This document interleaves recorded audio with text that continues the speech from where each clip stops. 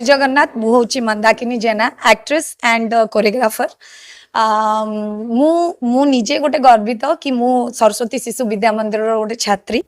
आउ यार जो प्रधान आचार्य ललित गुरुजी एंड संपादक अच्छा आशीष सर से मते सम्मानित करछंती हमर अतिथि विषय रे। मु बहुत खुशी कि मोर माने छुआ बेलर मन सब पड़ी गला। आउ एते सुंदर माने जयदेव भवन रे तांकर छोट छोट पिला मानन को गोटे नुआ स्टेज देइछंती जोटा कि नुआ नुआ कलाकारन को प्रथम स्टेप जोटा कि आम मानकर भी से छुआ बेलर थिला। आ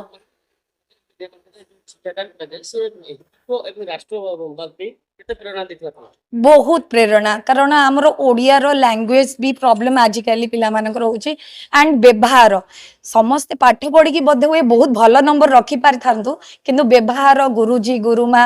आउ भाई भौणी यही संपर्क बहुत किछि बांधिकी रखिछि जोटा कि मु आज आसी दौड़ी आसी। आउ ता सहित आमर परिवेश एते सुंदर भाबरे कारण समस्ते कंपटीशन लेवल रे थाई पारंती पाठ पढ़ारे बट व्यवहार एठी ही सरस्वती शिशु मंदिर रे सिखि पारिबे जोटा कि प्रकृत माने जदी गोटे ढांचा रे गोटे छोट छुआ को जदी बांधी रखि पारिबो ताले आमर संस्कार तो सेटा सरस्वती शिशु विद्या मंदिर ही दे। मो होची श्रीयुक्त ललित कुमार दास पंडाको दिया सरस्वती शिशु मंदिर शामपुर रो प्रधान आचार्य एवं ए विद्यालय आमे आरंभ करूँ ठीक वर्षे तले एवं गोटे अक्षय तृतीया तिथि रे एवं अक्षय तृतीया तिथि रे जतबले आरंभ कलु सेतबले घात प्रतिघात तो हमको बहुत सहया पड़ुची एवं पिला संख्या अनुसार से अंचल सेते उन्नत नुह तेणु से अनुसार आम अभिभावक मान को बहुत किसी कहीचु एवं से माने बुझीछंती जे शिक्षार मान कौन एवं शिक्षार मान को वर्धित करने आम से गोटे सरस्वती शिशु मंदिर योजना करूँ एवं सरस्वती शिशु मंदिर से बर्तमान चलला एवं प्रथम प्रथम पिला संख्या तो निश्चित भाव में कम थिला एबे बर्तमान आम आसिकी यथेष्ट आगे आसिकी पहुँचुचु एवं 70 गोटे वर्ष भितर 70 रु 80 पिला बर्तमान आम पाखरे अछंती एवं अभिभावक मानकर सहयोग भी किछि अछि आउ आम से अनुसार आगो को शिशु मानकर पदक्षेप को बढ़ाई चलीचु एवं से अनुसार से केमिति आम बौद्धिक शिक्षा नैतिक शिक्षा एवं ए शिक्षा को सेमानकर बढ़ाई दे पारिबु एवं से केमिति आगु को बढ़ी पारिबे एवं ए समाज रे जने प्रतिष्ठित व्यक्ति ही पारिबे एवं मनीष भलिया मनीषटे ही पारिबे। शिक्षा तो गोटे अलग कथा अछि खाली शिक्षा नुह शिक्षा पिला ग्रहण करिकि अमनीष हो जाउछंती। राष्ट्रीय योजना जोटा को आम कहे आध्यात्मिकता जोटा को आम हिंदुत्व को लेकिन आम अनेक किसी शिखौचु आम संस्कृति आम ऐतिह्य एवं आम परंपरा को लेकिन आम अनेक पर्वपर्वाणी पालन करुचु एवं पर्वपर्वाणी पालन करने सहित पिला माने ता विषय जानतु बुझंतु एवं से सामिल हुंतु ये हूँ आमर लक्ष्य एवं उद्देश्य। मु श्रीजुक्त गणेश्वर स्वाई सरस्वती शिशु विद्या मंदिर बरमुंडा रिटायर्ड टीचर आमर यही पंडाकुदिया किसी अभिभावक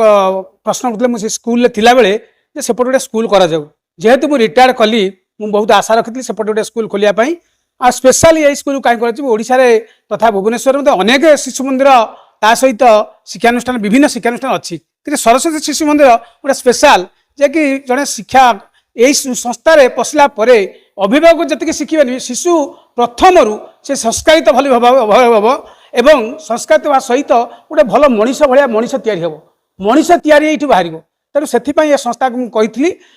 आज गोटे वर्ष पूरी जाइए जेहेतु यार पछता पटे मुझी तापर मत आशीष जी संपादक अच्छी तार मध्यम से मत आज मुख्य वक्ता भाव में रखी मुझे आसती आ जहाँ अनुभव कली ए संस्थार दीर्घ वर्ष पर जो कार्य करके आसती ताहा बहुत उन्नति करी आशा करुच्ची यह बहुत उन्नति आहरी भविष्य में बहुत उन्नति हम आ जहाँ अनुभव कली जगार अभिभावक मानकर बहुत ये माने उद्योग अच्छी आ सहयोग अच्छी सहानुभूति अच्छी ए अनुष्ठान भविष्य निश्चय भाव में दिने गोटे बड़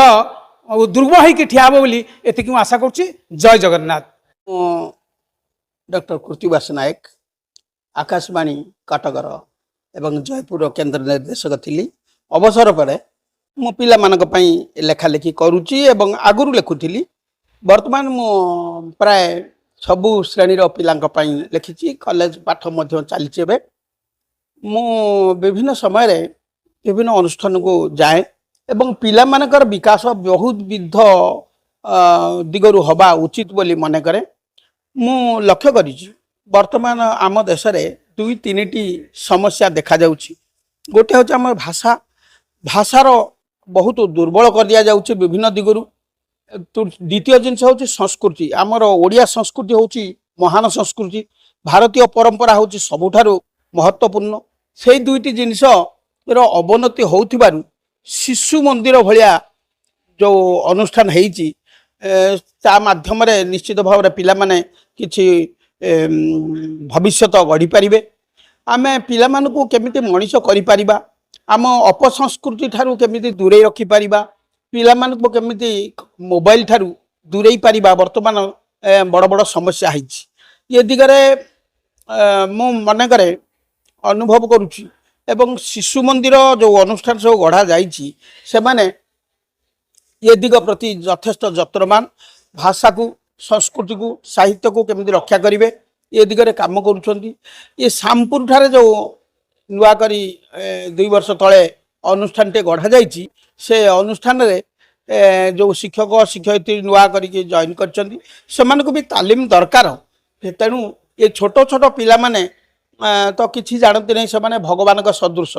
ତାଙ୍କୁ ମଣିଷ କରିବା ଦାୟିତ୍ୱ ହେଉଛି ବାପା ମା ଗାର୍ଡ଼ିଆନ ମାନଙ୍କର। ଗାର୍ଡ଼ିଆନ ମାନେ ଯେମିତି ତାଙ୍କୁ ଗଢ଼ିବେ, ସେ କଞ୍ଚା ହାଣ୍ଡି ସେ ଯେମିତି ତିଆରି କରିବା ଆମେ ସେମିତି ହେବେ। ଶିଶୁ ମନ୍ଦିର ସେ ଦାୟିତ୍ୱ ନେବ ବୋଲି ମୁଁ ଭାବୁଛି ଏବଂ ଭବିଷ୍ୟତରେ এই ଅନୁଷ୍ଠାନରେ ଗୋଟେ ଲାଇବ୍ରେରୀ ତିଆରି ହେବ ବୋଲି ମୁଁ ପ୍ରସ୍ତାବ ଦେଇଛି। ଏ ଦିଗରେ ମୁଁ ସହାୟତା କରିବି ବୋଲି ତାଙ୍କୁ କଥା ଦେଇଛି।